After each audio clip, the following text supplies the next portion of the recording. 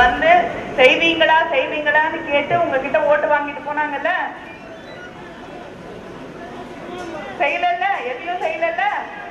ஏதாவது செஞ்சாங்களா? 5 வருஷமா ஆளை காணோம். வந்தாங்களா உங்களை பார்க்கறதுக்கு? ஒரு முறையாவது இந்த பக்கம் வந்தாங்களா? மக்களை சந்தித்தார்களா? நீங்களாவது போய் முதலமைச்சரை சந்திக்க முடிந்ததா? அமைச்சர்கள் சந்திக்க முடியாத, அதிகாரிகள் சந்திக்க முடியாத, மத்தியில் இருக்கக்கூடிய அமைச்சர்கள் கூட சந்திக்க முடியாத ஒரு முதலமைச்சர், 5 வருடங்களாக ஓய்வெடுத்துக் கொண்டிருந்த முதலமைச்சர், திருப்பி தேர்தல் வந்துருச்சு, எலெக்ஷன் வந்துருச்சுன்னு ஓட்டு கேட்கறதுக்காக மக்களை நோக்கி வரக்கூடிய ஒருவர் தான் ஜெயலலிதா அவர்கள். ஆட்சியில இருந்தாலும் இல்லை என்றாலும் மக்களை நோக்கி வரக்கூடியவர்கள் திராவிட முன்னேற்ற கழகத்துக்காரர்கள். அதனாலதான் நமக்கு நாமே பயணத்தின் வழியாக அண்ணன் தளபதி அவர்கள் 234 தொகுதிகளுக்கும் வந்து மக்களை சந்தித்தார்கள். அப்பொழுது திமுக ஆட்சியில இல்லை, இருந்தாலும் வந்து மக்கள் குறைகளை கேட்டறிந்து சென்ற தலைவர் அண்ணன் தளபதி அவர்கள்.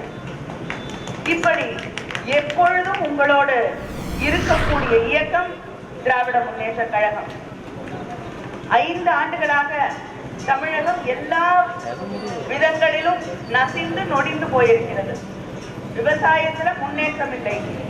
விவசாயிகள் தற்கொலை செய்து கொள்ளக்கூடிய நிலைக்கு தள்ளப்பட்டிருக்கிறார்கள்.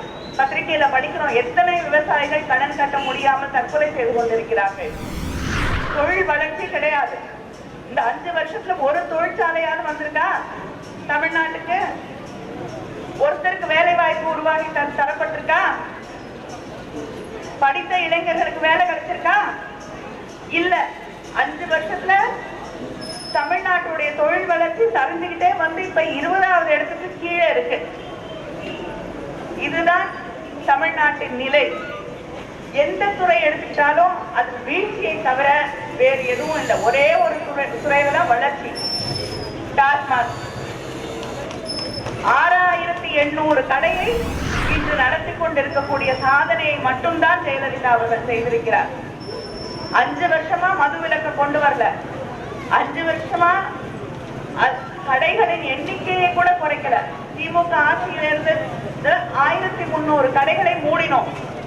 ஆனால் இவங்க 5 வருஷமா ஒரு கடையை கூட மூடல. வேண்டாம் வேண்டாம் என்று சொன்ன இடங்களிலும் டாஸ்மாக் கடைகளை திறந்தார்கள். இந்தியாவிலேயே அதிகமாக இளம்பெண் தேவைகள் இருக்கக்கூடிய மாநிலமாக தமிழ்நாட்டை மாற்றி இருக்கக்கூடிய அந்த அவலத்தை உருவாக்கி இருக்கிறார்கள். ஆனால் 1 வருஷமா மக்கள் போராட்டம் வெடித்தது. தமிழ்நாடுக்கும் டாஸ்மாக் மூடு, மதுக்கடையை மூடு என்று கோரிக்கை வைக்கப்பட்டது. பெண்கள் போராடினார்கள். ஆனால் இந்த அரசாங்கம் மூட மாட்டேன் என்று சட்டமன்றத்திலேயே அமைச்சர் சொன்னார், ரத்தம் விஸ்வநாதன், நாங்க கடையை மூட மாட்டோம் என்று. அதற்கு பிறகு இப்ப தேர்தல் வந்து விட்டது என்ற பயத்திலே ஜெயலலிதா சொல்றாங்க, நாங்க படிப்படியா கடைகளை மூடுவோம் என்று. நம்புவீங்களா? யாராவது நம்புவாங்களா? ஆனால் தலைவர் கலைஞர் அவர்கள் தெரிவித்திருக்கிறார்கள், நாங்கள் கடைகளை மூடுவோம். டாஸ்மாக் கடையை மட்டும் இல்ல, மதுவிலக்கை கொண்டு வருவோம். ஒரு கடை கூட இருக்காது. என்னுடைய முதல் கையெழுத்து, முதல்வர் ஆனவுடன் முதல் கையெழுத்து மதுவிலக்கு என்று தலைவர் கலைஞர் அவர்கள் சொல்லியிருக்கிறாங்க. அதை நம்புறதுக்கு மக்கள் தயாராக இருக்கிறார்கள். ஏனென்றால் தலைவர் சொன்னார், விவசாய கடனை எல்லாம் ரத்து செய்வேன் சொன்ன போது ரத்து செய்து காட்டிய தலைவர் கலைஞர் அவர்கள்.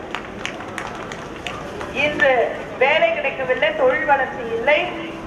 இளைஞர்கள் படிப்பதற்காக வாங்கிய கடனை, கல்வி கடனை கட்ட முடியவில்லை. வேலை கிடைச்சாதானே கடனை கட்ட முடியும். இப்பொழுது கடனை கட்ட முடியவில்லை. அதனால் தலைவர் கலைஞர் அவர்கள் அறிவித்திருக்கிறார்கள், மாணவருக்கான கல்வி கடனை ரத்து செய்கிறேன் என்று தலைவர் கலைஞர் அவர்கள் அறிவித்திருக்கிறார்கள்.